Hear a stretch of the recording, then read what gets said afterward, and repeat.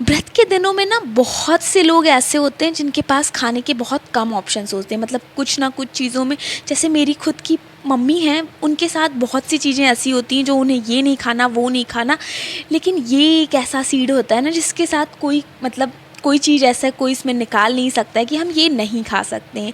इसे हम रामदाना, राजगिरी या अमरंथस, अमरंथस इसका साइंटिफिक नेम होता है, बाकी जनरल नाम हम इसे रामदाना या राजगिरी के नाम से जानते हैं। इसे गॉड ग्रेन भी कहते हैं, चूँकि ये बहुत हेल्दी होता है, मतलब ये बहुत प्रोटीन और फाइबर रिच होता है, ये ग्लूटेन फ्री होता है, इस वजह से ये हेल्दी बहुत होता है। तो बस ये सीड हमें बाहर मार्केट से मंगा लेने हैं, साफ़ कर लेने, अगर इसमें कुछ दिखाई दे रहा है, मतलब कुछ अगर एक्स्ट्रा चीज़ें हैं वो सब हटा के उसके बाद ये सीड हमें रख लेना है। रखने के बाद हमें अपनी कढ़ाई अच्छी गर्म करनी है। जब कढ़ाई अच्छी गर्म हो जाए तो उसमें इन सीड्स को, मतलब इन बीजों को डाल देना होता है, और डालने के बाद किसी कॉटन के कपड़े की हेल्प से, कॉटन के कपड़े का ही इस्तेमाल कीजिए, टेरिकॉट वगैरह कपड़े का इस्तेमाल मत कीजिएगा, वरना वो आपकी कढ़ाई में चिपक जाएगा और आपके जलने के चांसेस होंगे। इस प्रकार जब हम ऐसे कपड़े से करते हैं ना तो इसके लावे बन जाते हैं, और ये लावे हम व्रत के दिनों में इस्तेमाल कर सकते हैं। लावों को जनरल भी हम दूध में मिक्स करके चीनी के साथ खा सकते हैं, लेकिन आज हम इसी तरीके की एक इसकी बहुत ही टेस्टी सी खीर बनती है, तो वो खीर बनाएंगे। इस तरीके से मैंने अपने सारे लावे निकाल लिए हैं।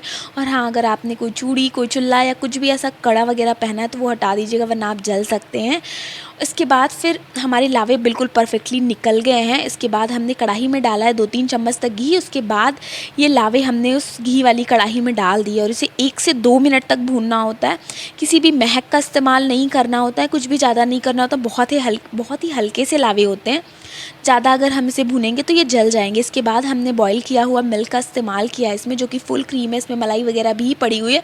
मलाई वगैरह के साथ हमने इसमें डाल लिया है, मतलब 1 से 1.5 कप तक, फुल बड़े कप जो होते हैं ना उससे मिल्क डाल लिया है। चूँकि ये जो रामदाना होता है ना, ये बहुत सारा मिल्क एब्जॉर्ब करता है, मतलब अगर इसे मिल्क में आप सोक करके रख देंगे ना, 10 मिनट बाद देखेंगे आपका मिल्क ही गायब हो जाएगा, मतलब ये बहुत मिल्क सोक करता है। तो इसलिए हमने इसमें मिल्क 2-3 बार में डाला है। थोड़ा सा मिल्क हमने डाल दिया है, फिर उसको अच्छे से सोक करा दिया। उसके बाद थोड़े से इलायची पाउडर कूट के डाल दिए और अपने टेस्ट के अकॉर्डिंग चीनी डाल दी है। और चीनी डालने के बाद फिर इसे हमने अच्छे से मिक्स कर दिया है। मिक्स करने के बाद हमें इसमें थोड़ा मिल्क और पड़ेगा, क्योंकि बस हम यहाँ पे इसकी कंसिस्टेंसी मतलब एक बार में नहीं हो पाती है, क्योंकि ये बहुत ज़्यादा मिल्क सोक कर लेता है ना, तो इसलिए अपने अकॉर्डिंग इसकी कंसिस्टेंसी आप मेंटेन करते रहिएगा।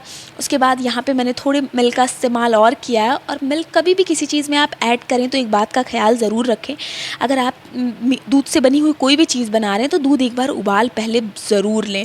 तो इस तरीके से हमने यहाँ पे मिक्स कर लिया है। मिक्स करने के बाद थोड़े अपने पसंदीदा ड्राई फ्रूट्स ले लिए हैं, उसे अदरक जिसमें कूटते हैं उसमें अच्छे से कूट लिया है, कट वट करने का झंझट नहीं किया, उसका पाउडर फॉर्म में बना लिया। अगर आप चाहें तो मिक्सी के जार में उसे चला के उसका बिल्कुल फ़ाइन पाउडर बना सकते हैं, लेकिन मैंने थोड़े से चंक्स रखे हैं, क्योंकि थोड़े चंक्स होते हैं तो वो खाने में टेस्टी लगता है। अगर आप चाहें तो यहाँ पे डेसिनेटेड कोकोनट वगैरह का भी इस्तेमाल कर सकते हैं।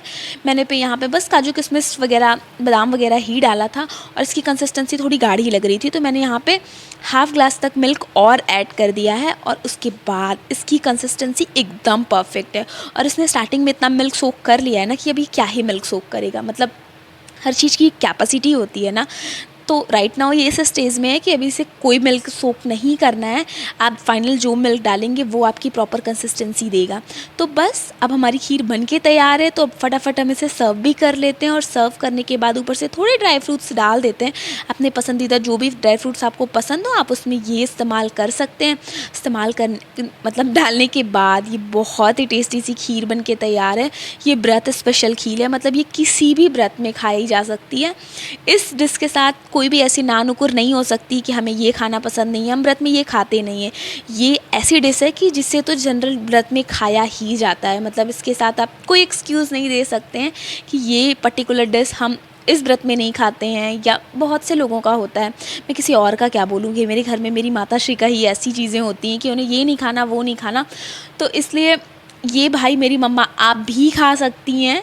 तो ये बहुत ही टेस्टी, बहुत ही हेल्दी और बहुत ही फुलफिलिंग, मतलब इतनी सारी क्वालिटीज़ एक साथ जिसमें मिल रही हूँ, ऐसी खीर ट्राई करना तो बनता है।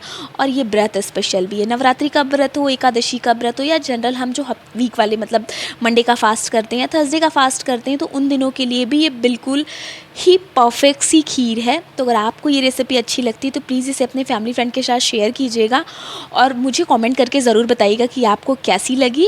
और खाइए पिए खुश रहिए, अच्छा लगे तो शेयर